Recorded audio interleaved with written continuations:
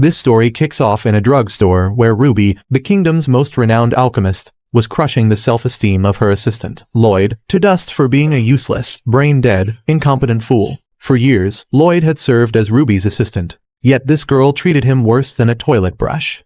Ruby was not only his boss, but was also supposed to be his partner and lover, but she had turned their relationship into an emotionally abused type, where Lloyd suffered.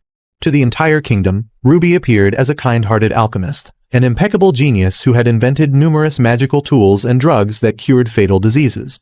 But to Lloyd, this girl was nothing but a pen-sized demonic dictator in a lab coat, a perfectionist tyrant who'd sell her own mother for the perfect potion. Everyone knew alchemy was a two-person gig involving an alchemist, who crafted the ideal healing recipes, with an assistant mage, who gathered the materials. However, according to statistics, Ruby stood out as an exceptional genius, boasting a result rate of 100%, while in contrast, Lloyd struggled with a mere 40% success rate in finding materials, far below the average assistant mage's expected 90%.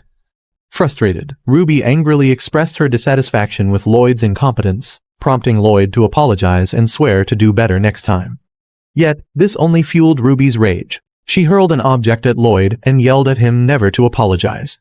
Then, she slapped his worthless face, pointing out that his abysmal rate embarrassed her as everyone in the kingdom gossiped about her incompetent assistant.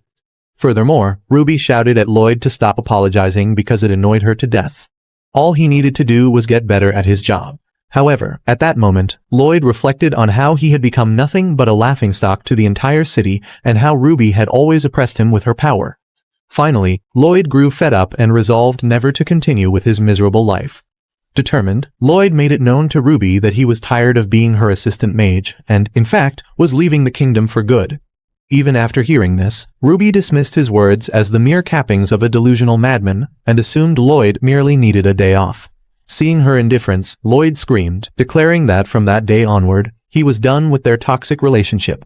Convinced that anywhere but Ruby's torturous lab would suffice, Lloyd decided he needed to escape as far as possible from the evil hobbit before she destroyed what tiny manhood he still had. In the next scene, Lloyd sat in a park, pondering where a monumental loser like him would go from there. Suddenly, he spotted a dragon soaring in the sky, unbound by any rider, simply spreading its vast wings in total freedom. Overwhelmed, Lloyd instantly began dropping tears like bombs, while yearning that all he wanted was to live as freely as the dragon. As he moved out of the city gate, Lloyd swore to hit the reset button on his sorry life. As a result, he boarded a carriage heading for the neighboring town. Sitting beside him inside the carriage, however, were two lovebirds, Mars and Lyra, who whispered sweet nonsense to each other while engaged in some cringy PDA. This irritated Lloyd to no end, for love was the last thing he needed at that point in his life. Still, he couldn't help recalling that his love relationship with Ruby was nothing resembling to what Mars and Lyra's had. Ruby had always been domineering, even when they were just teen lovers. Years ago, when they first met at the orphanage, Ruby found Lloyd crying like a sissy over an empty stomach, so she angrily tossed him bread and warned him to stop being a disgrace to humanity.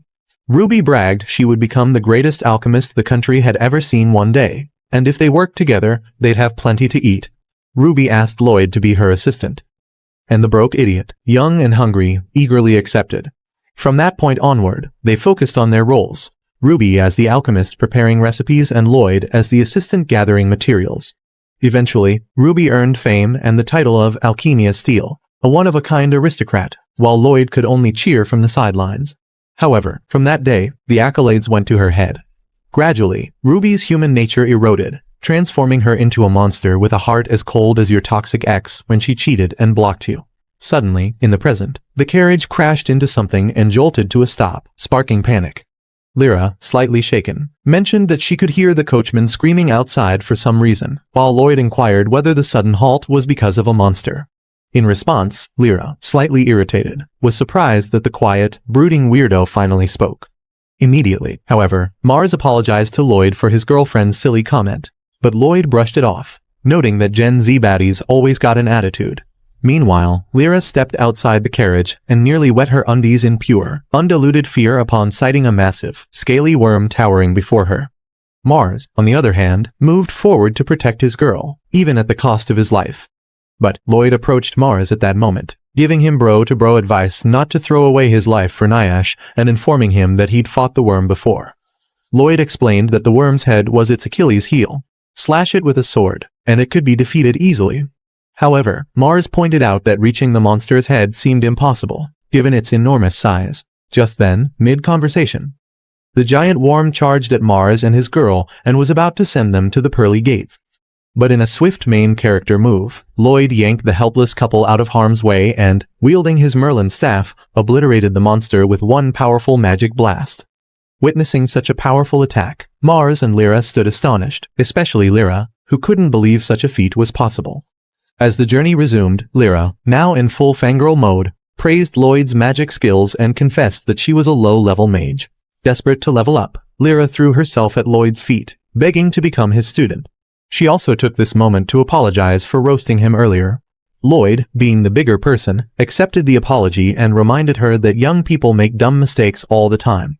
Hearing this made Lyra burst into tears of gratitude. Excited yet curious, Lyra demanded to know the identity of the great mage before her. Lloyd then asked if she'd heard of Ruby, the great alchemist, to which Lyra, fangirling hard, replied that Ruby was the GOAT, the renowned alchemist famed for her incredible inventions. With that confirmed, Lloyd cleared his throat and inquired whether Lyra knew the name of Ruby's famous assistant. Disdainfully, Lyra responded that the assistant was far from famous, but rather infamous, known as the notorious screw-up whose failures cost Ruby money. Hearing this, Lloyd could only bow his head in shame, while Lyra questioned why he'd asked about Ruby's assistant. Filled with shame, Lloyd admitted that he was the very assistant she'd just roasted harder than barbecue, leaving Lyra popping her eyes in shock.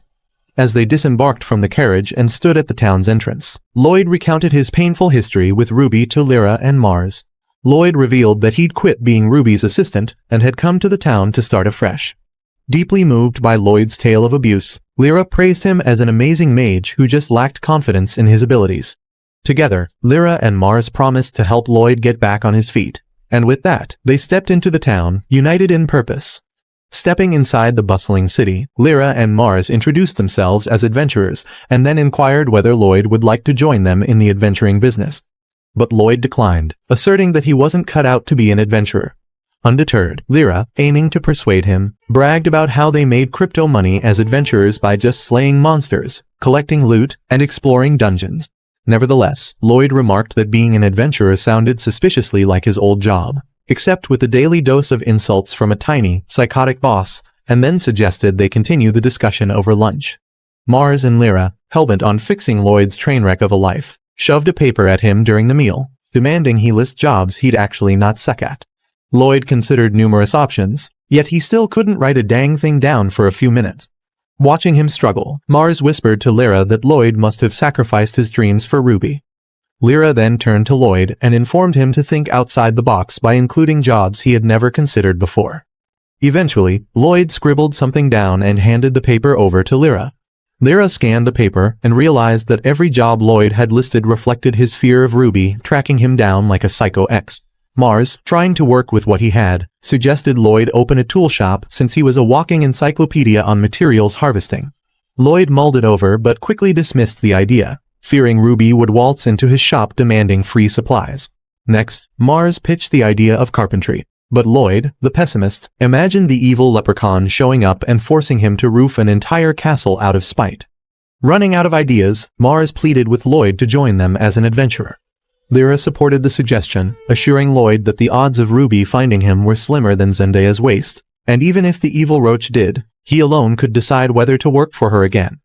Nearly in tears from their kindness, Lloyd agreed to become an adventurer, fully aware it was high time he stopped living in a past dominated by fear of Ruby. Upon arriving at an inn, Lloyd bade farewell to Mars and Lyra, promising to meet them at the guild first thing the next morning to register as an adventurer. With that, Lloyd entered the inn, resolute in training his skills for his grand debut at the Adventurers Guild the following day. Later that evening, while practicing, Lloyd was ambushed by two jacked-faced thugs. The one with a head like a pineapple demanded that Lloyd surrender all his cash, but before Lloyd could respond, they were abruptly struck by an ice blade erupting from the ground. Stunned by such advanced magic, Lloyd turned to see who cast it and was astonished to find a smoking hot chick standing before him. Meanwhile, the thugs, enraged by the attack, charged at the girl. Realizing, however, that if this mysterious ice princess unleashed another spell, the town might turn into the North Pole, Lloyd took it upon himself to subdue the thugs by smashing their skulls into the dirt with his magic like a budget Hulk. Once the thugs had been dealt with, Lloyd faced the girl, explaining that using an ice spear in town wasn't exactly the most brain cell efficient move, and then cautioned her to be careful. Impressed by how effortlessly Lloyd dispatched the thugs, the girl apologized, thanked him for saving her life, and then noticed a scratch on his cheek. Leaning closer, she assured Lloyd she excelled at healing magic, healed him, and then introduced herself as Iris. Lloyd, still recovering from the close contact moment, asked if she lived in town, to which Iris casually replied that she had just arrived that day. Surprised, Lloyd noted the coincidence and shared that he, too, had just arrived. Intrigued, Iris asked about his occupation, and Lloyd declared himself an adventurer. In turn, Lloyd inquired whether Iris worked, and she admitted she was currently unemployed.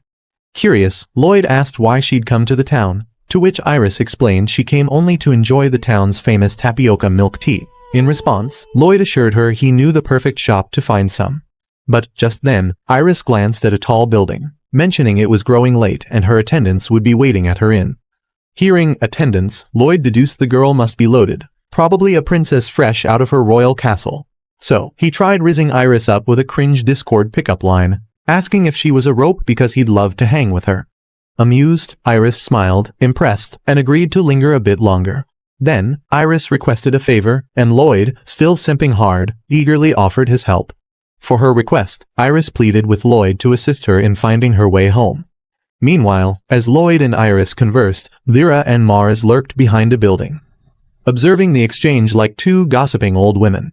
On the other hand, Lloyd readily agreed to help Iris find her way home, so he suggested they visit the Adventurers Guild, which was the best place to find reliable directions.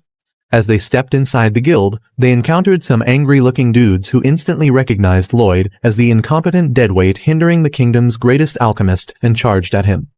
Without hesitation, Lloyd gripped his Gandalf staff and summoned ensnaring vines from the ground, trapping the meatheads and squeezing them tighter than your undersized jeans.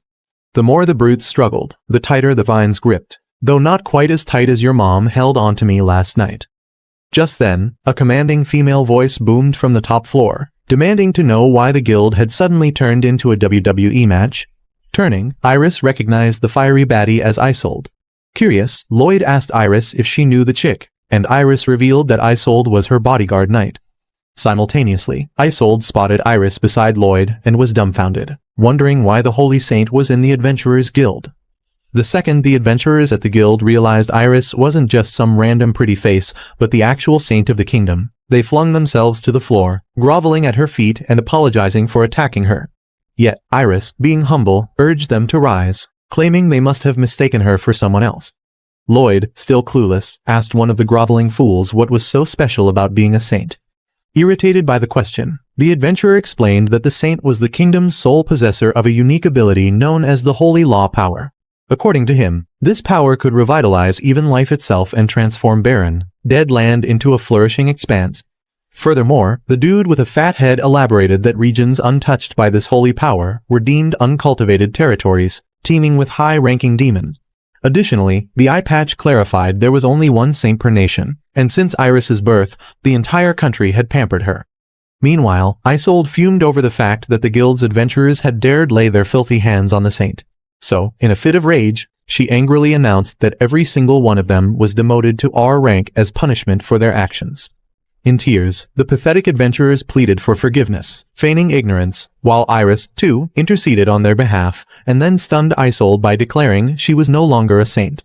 Iris explained that a new saintess had already been appointed to replace her, but the adventurers suspected she was capping to spare them punishment, and even Isolde struggled to believe it. Later that night, outside the Adventurers Guild, Lloyd apologized to Iris for being the reason she was attacked, claiming it was due to his trash-level reputation. Instead of replying directly, Iris simply stated she enjoyed their time together and then pleaded with him not to apologize. Playfully, she leaned closer, flirting with Lloyd a bit, and remarked that she might start expecting too much from him if he spoke too formally. Glancing at the wall clock tower, Lloyd asked Iris if she'd like to have a bird view of the city, to which she eagerly agreed. Effortlessly, Lloyd scooped her into his arms like a low-budget Superman, activated his physical enhancement magic, and soared with her to the tower's rooftop. There, activated his physical enhancement magic, and soared with her to the tower's rooftop. There, they marveled at the city's skyline, a sight that visibly delighted Iris. Thanks to the magic light stone crafted long ago by the great mage Hecate, the town glowed brilliantly day and night. Meanwhile, back at Ruby's lab, Ruby was not having a good day. The castle auditor had just delivered the worst news possible. Her rank was being downgraded to B rank because she couldn't keep up with orders. Ruby begged for an extension, arguing that her assistant was coming back soon and that this was all just a minor hiccup. But the auditor, clearly not buying her delusion, just shrugged and left. Now officially in panic mode, Ruby started seething. It had been 3 whole weeks, and that little traitor Lloyd still hadn't crawled back. Worse, the guy she'd paid to get materials had ghosted her at the last second. Deep in thought, Ruby resolved that one day she'd reach Chronicle Class Alchemist status, just like Hecate. When that day came, she wouldn't need Lloyd, not even for the smallest task. For now, however, if business were to proceed as usual, she'd need to find a new assistant mage. The next morning, Lloyd strolled into the Adventurers Guild, all pumped for his test, only to start sweating bullets when he couldn't spot Mars or Lyra. Moments later, Isolde strode into the guild, dragging Mars and Lyra's limp bodies across the floor like they were last night's trash. Shocked to see the couple looking like they slept in the dumpster after having a hangover, Lloyd listened as Isolde explained that Mars and his babe had been ambushed that morning during an expedition. With a stern expression, Isolde noted she'd heard rumors about Lloyd and demanded to know why he'd chosen to come to the town. Suspiciously, Isolde reasoned that something odd was afoot since, within a single day, the St. Iris had visited the guild. Her adventurers got jumped, and in both cases, Lloyd was conveniently in the middle of all. Consequently, she concluded that if Lloyd posed any threat to the town, she'd have to order him to leave the town in the guild's name. Just then, Mars regained consciousness and loudly asked Lloyd if he'd finally become an adventurer, alerting Isolde to Lloyd's intentions. In the next scene, Isolde, Lloyd, Mars, and Lyra rode in a carriage toward the guild test location. This site housed the trial of crystal, which every new recruit needed to touch. When Lloyd inquired about the crystal's purpose and why he had to interact with it, Isolde explained that the crystal, a hidden treasure, measured the strength of those who touched it. Additionally, she revealed that it could disclose a person's vocation, aptitude, and personal diagnosis. However, inwardly, Isolde believed the crystal would unveil Lloyd's true nature and help her deduce his reasons for coming to town.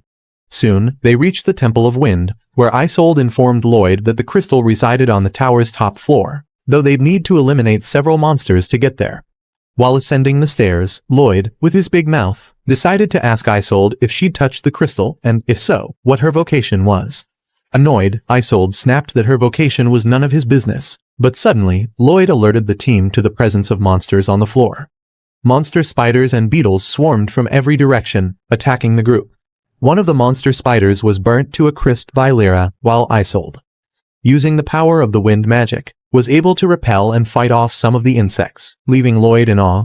Lloyd, on the other hand, used his physical enhancement ability to evade the attack of the spider, and then, using lightning magic, he was able to send a beetle, attempting a sneak attack from behind, to the afterlife with an electric shock that could have powered an entire village. Observing Lloyd's skills firsthand, Isolde decided to probe him further for answers. She inquired to know what Lloyd would do when faced with a monster stronger than him. Grinning, Lloyd replied that he'd bombard it with 16 consecutive bursts of explosion before retreating. Hearing this, Isolde became even more intrigued about Lloyd's true identity, knowing that the 16 bursts of explosion were the highest level of magic. After defeating all the monsters, the team decided to have a lunch break based on Isolde's orders. Isolde brought food to the team, and as they chewed on it, they realized the food was better than Gordon Ramsay's and were shocked that Isolde wasn't only good in combat, but she could throw down in the kitchen as well. Isolde casually explained that as the only daughter of the lord of the town, she had to learn all kinds of skills to live up to her family's name. After the meal, Isolde directed the team to resume their climb to the tower's summit. While ascending, Lyra whispered to Lloyd that she suspected Isolde was desperately hiding her crystal-revealed vocation like a cheating girlfriend with a WhatsApp message and asked if he wasn't curious to know. Shrugging, Lloyd admitted that even if he was dying to know, people often guarded such secrets fiercely. Eventually, they reached the top floor and found the trial crystal as anticipated. To show Lloyd how it worked, Isolde grasped the crystal and asked it to reveal her abilities. In response, the crystal clearly stated that her abilities were advanced magic and swordsmanship. Before she could pass the crystal to Lloyd, Lyra shouted like a Karen, demanding the crystal disclose Isolde's vocation. Instantly, the crystal announced that Isold's top 3 vocations included martial arts, and though Isold chanted "cancel" to halt it, the crystal persisted, revealing her final 2 as Holy Knight and Baker, leaving everyone stunned and Isold utterly humiliated. An awkward silence ensued until suddenly, a massive griffin swooped in from nowhere, crashing into the ground and sending the group sprawling. In the chaos, Isold fumbled the trial crystal, and the griffin swiftly snatched it with its beak, demolished the tower's roof, and soared off, leaving Lloyd lamenting that he never got to know his vocation. The team immediately chased after the griffin. Lloyd, desperate to get back the crystal, quickly zapped lightning magic at the griffin, but the creature dodged the attack with ease. Lloyd immediately cranked it up with thunder magic, but the sheer force of the attack nearly toppled the entire tower to the ground. To prevent anyone from getting hurt, Isold suggested that they off the beast, but this time they used common sense rather than reckless magic. Unfortunately, the griffin suddenly vanished from sight. That's when Lyra's 2 brain cells finally clicked. Instead of chasing the griffin blindly, she asked the crystal for Isold's favorite food, and the crystal instantly exposed Isold's deepest, darkest secret food, a fluffy cake. Armed with this embarrassing intel, the squad tracked the griffin's location, occasionally tossing in more humiliating questions about Isold just to hear the crystal snitch, causing Isold to turn redder than a lobster in embarrassment. Eventually, they cornered the griffin in a tight corridor, but this creature was moving like it had a nitro boost. Realizing they needed speed, Lloyd activated physical enhancement magic, launching the entire team forward like they were the Justice League. Meanwhile, outside the tower, some guild nobodies loitered like bored housewives, gossiping harder than a knitting circle on wine night. One dude with a tragic hairline speculated about Lloyd joining the guild, while another, rocking a face even a mother would not love, joked about how Isold was probably grilling Lloyd to death with her harsh training. Their chuckles were cut short when the griffin suddenly came bursting through the walls, nearly giving them all a heart attack. Before they could scream, Lloyd and Isold, still in hot pursuit, scooped them up like ragdolls and dropped them off to safety. Isold then ordered Mr. Receding Hairline to lead the team and evacuate the tower.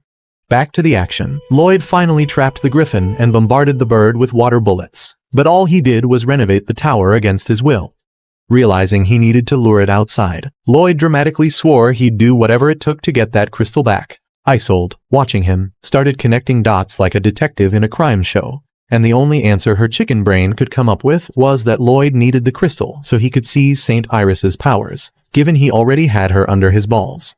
At that moment, Lyra, growing impatient, stepped forward, activated silence magic learned from Lloyd, and vanished from the griffin's sight.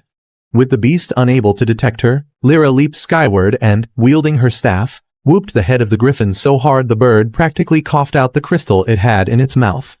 Everyone's eyes widened in astonishment as the crystal emerged. Without wasting a second, Isold and Lloyd dove desperately to catch the crystal ball like Andre Onana on a good match day. But ultimately, Lloyd secured it and immediately asked the crystal to reveal his vocation.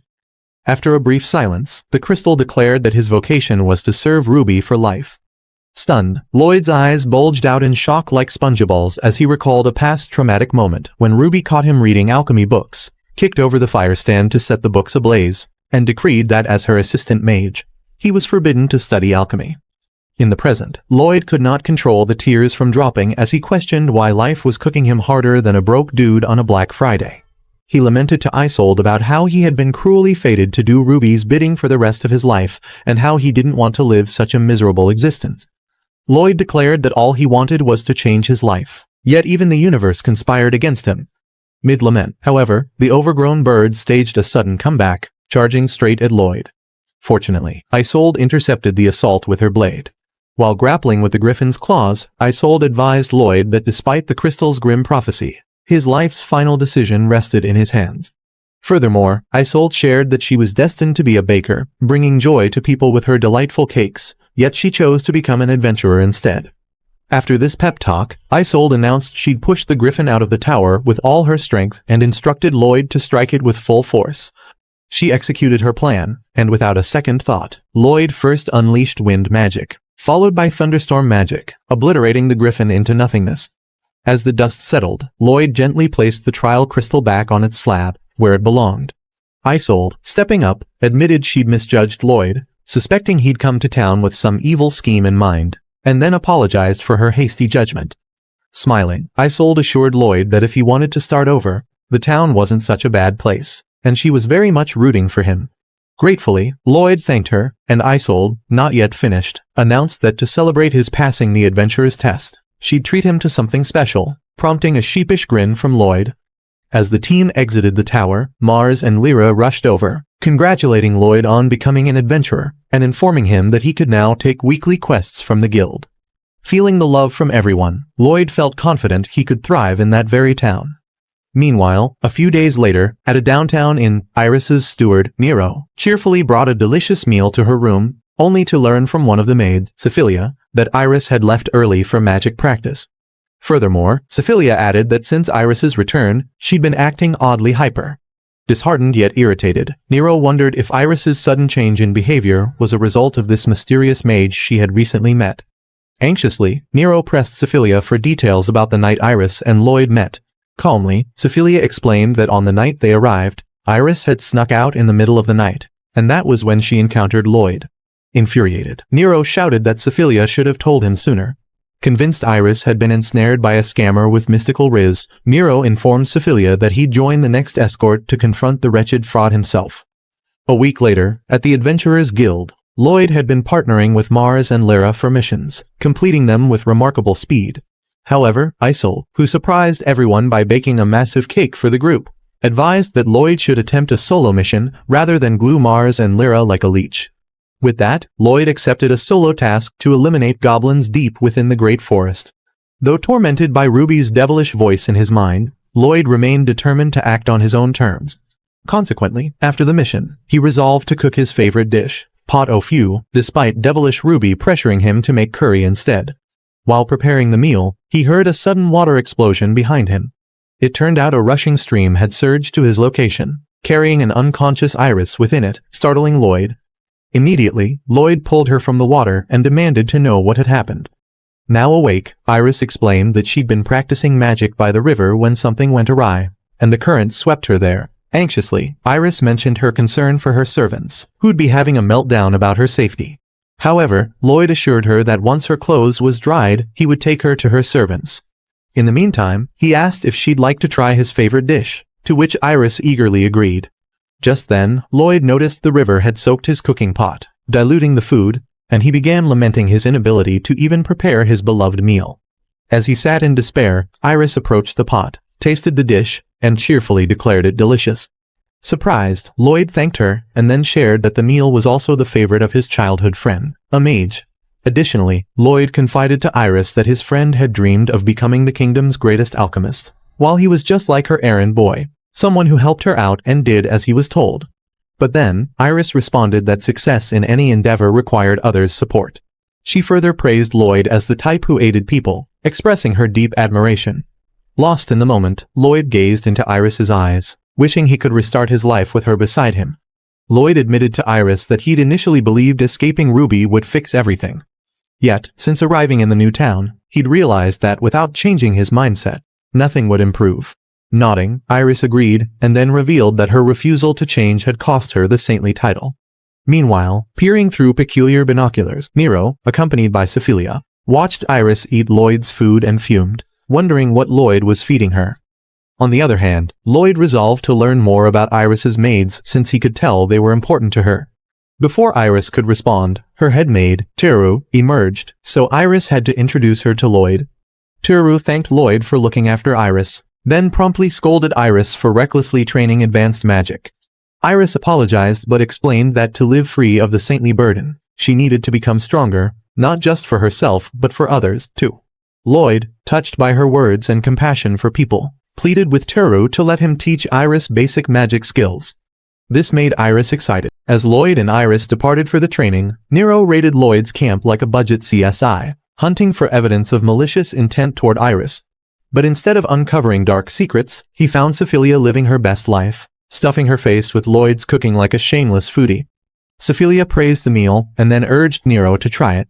Hesitantly, Nero agreed, reasoning that as Iris's chef, he must sample everything she ate. Upon tasting the food, Nero's senses evaporated, overwhelmed by the dish's astonishing flavor. Meanwhile, by the river, Lloyd was giving Iris a masterclass in water bending like the Avatar. He taught her how to fire water bullets, and even considered teaching her the legendary water dragon move, but figured it might be too risky. Nearby, Nero and Cecilia, perched atop a cliff overlooking the stream, decided the moment had arrived to eliminate Lloyd before he could harm Iris. Armed with a radish like it was Excalibur, Cecilia unleashed a radish splash toward the water. But instantly, Lloyd conjured a water dragon that neutralized the attack and drenched Nero and Cecilia. Spotting them, Teru immediately berated Nero and Cecilia for their rash behavior. But suddenly, however, a massive legion of fish erupted from the river. Stunned to his core, Lloyd couldn't fathom why such a high-class monster lurked in a tranquil river. Lloyd launched a flame arrow at the legion fish, but the fish continued to charge towards them with great speed. At that moment, Lloyd clocked that the big fish was just a swarm of tiny ones, so to destroy the fish monster completely, he'd need to target the swarm of tiny fish forming its body. Meanwhile, Iris attempted to assist by firing ice blades at the fish, but her spell merely froze the river, trapping Lloyd within. Unfortunately, her attack enraged the monstrous fish, which then launched a swarm of razor-sharp piranhas at her. Yet, before harm could reach Iris, Teru dove in, shielding her. In the process, Teru got ensnared, leaving Lloyd no choice but to go reckless mode and blast the entire area with explosion magic, completely nuking the monster and releasing an unconscious Teru into the water. Seeing Teru unconscious, floating in the river and at risk of drowning, Iris panicked and, without realizing it, summoned a water dragon, astonishing all present. The water dragon scooped Teru up like an Uber ride and safely dropped her on the shore. Eventually, Teru regained consciousness and praised Iris's magic. Awestruck, Lloyd stood dumbfounded, unable to believe Iris had mastered water magic so swiftly, and even saved someone with it, a feat he found truly remarkable. Just then, Nero approached Lloyd, thanked him for saving their lives, and apologized for being a great nuisance. Likewise, Teru expressed gratitude for Lloyd's care of Iris and vowed to repay his kindness later. Same with Cecilia. Shortly afterward, while Nero prepared some freshly grilled monster fish, Lloyd reflected on how, in just a few weeks in town, he'd taken down a sandworm and a griffin, both high-class monsters. Iris felt it was not normal at all, and something was definitely wrong. Nero chimed in, suggesting that the holy power of the temple might have weakened, allowing powerful monsters to encroach. Curiously, Lloyd mentioned to Nero that the griffin had attacked him at the Temple of Wind, prompting Nero to reply that a problem must exist since temples naturally boasted the strongest holy power and weren't places high-class monsters could invade unless something was amiss at the Temple of Wind. Iris made it known that every temple had a magical barrier tougher than plot armor, designed to keep high-class monsters from breaking out. But, of course, each saintess had the unenviable job of keeping the barrier intact by making sure the shrine inside the temple was in order. Furthermore, Iris emphasized that a high-class monster appearing at the Temple of Wind signaled a disruption within the shrine. Shortly afterward, the team pulled up in a carriage at the Temple of Wind, where they discovered a breach in the barrier. Shocked, Lloyd found Isolde receiving treatment with Lyra at her side. Observing Isolde's severe injuries, Lloyd demanded an explanation. Isolde recounted that they got attacked by a horde of 3 griffins, and even though they had managed to hold them off for the time being, she was certain another horde was on the way. Additionally, Isolde informed Iris that they'd summoned the nearest saintess, but since she was so far away and might as well be traveling via Turtle Express, her arrival could take 2 weeks. Recognizing the danger of delay, Iris volunteered to venture into the shrine's depths and perform a cleansing ritual to restore the barrier. That said, Cecilia practically begged Lloyd to play bodyguard, arguing that Iris would be safer with him around. Even Chef Nero, the culinary bodyguard, jumped in, saying he wouldn't be able to season his food in peace unless Lloyd tagged along. With that, Lloyd, Iris, Cecilia, and Nero entered the tower and started their journey to the deepest part. After walking quite a distance, Nero was suddenly ambushed by a monstrous spider from above, but Lloyd acted swiftly, electrocuting the monster instantly and saving him. Nero was pulled from beneath the spider, while Cecilia the glutton was only concerned if the dead spider could be eaten. Just then, a king beetle came charging at the team, but Cecilia, gripping her sword tightly, activated Holy Slash and lunged at the beetle at hyperspeed. Effortlessly, she took down the beetle, astonishing Lloyd, who marveled at her swordsmanship, only to learn from Iris that Cecilia was once a holy knight like Isolde. Meanwhile, after defeating the beetle, Cecilia collapsed from hunger, so Lloyd began chopping the juicy insect into pieces. Before he could hand the disgusting nightmare to her, Nero swooped in, collected the mess from him, and salt beat it with potent spices to mask the odor. Nero then presented the food to the bottomless pit, and she devoured it with gleaming eyes, even complimenting the gooey mess as yummy. Suddenly, Lloyd received an urgent message from Lyra, warning that high-class monsters had invaded outside the tower and were heading their way, urging them to erect the barrier ASAP. As the team hastened to the shrine, minotaurs built like whey protein powder advert models barreled toward them. But Iris, wielding water magic, repelled them backward. Sophia then slashed them with her sword while Lloyd finished them off with a magic explosion. Efficiently, Nero, the resident chef, diced the minotaur's remains into bite-sized portions, and the team ate heartily as they pressed on to the shrine. Finally, they reached the shrine, and as they stepped inside, Iris rushed to begin the cleansing ritual, only for flying daggers to rain down on them from all directions. Turned out someone had put a bounty on Iris, and the hired goon showed up dressed like a peacock cosplaying as a rejected Sonic villain. Without hesitation, Nero and Sophia lunged at the fashion disaster assassin, but as she leaped high to dodge them, Lloyd followed up, blasting her to the ground. Yet, the daggers persisted, revealing that the fallen assassin was merely a clone among many. Meanwhile, outside, a Walmart Godzilla was trashing the temple while Isold and the other adventurers frantically fought against smaller hordes of invading monsters. At the same time inside, the assassin finally introduced herself as Black Crow, a bounty hunter sent by some dude named Roland. With time against them, Roland instructed Iris to proceed with the ritual, while they handled the assassin with terrible fashion sense. However, as Iris attempted to erect a new barrier, she discovered a powerful force obstructing it. Suspecting the cause, she asked Black Crow if she was in possession of the Staff of Holy Destruction. Instead of replying, Black Crow whipped out the staff like a flex, confirming she had the demon-slaying stick from 200 years back, stashed by Roland's kingdom. Lloyd, at that moment, figured that as long as the weapon was not destroyed, a new barrier could never be erected around the tower. Just then, Black Crow made it known that the whole commotion of the barrier was only a trap to lure Iris to the tower so she could be captured.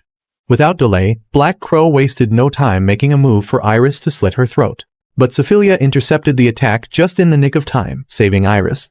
To protect Iris, Lloyd swiftly conjured an impenetrable force field around Iris, encasing himself inside, too. And since protective magic couldn't coexist with offensive spells, he announced to Sophia and Nero that they'd have to handle the fight. Sophia and Nero wasted no time unleashing holy slashes, and Nero slash against Black Crow and her clowns. Seeing how effective Sophia and Nero were as a team, Black Crow retaliated with a thick smokescreen to blur their vision, then activated an illusion technique called Future and Past. At that moment, Sophia hallucinated herself on a battlefield, exhausted, eating pastries given to her by Nero, though, in reality, this gluttonous warrior munched on a clone's head. Ominously, Black Crow explained that the illusion manifested a person's deepest desire, trapping them in an endless dream impossible to escape from if they succumbed. It didn't take long for Nero to also get caught in the illusion.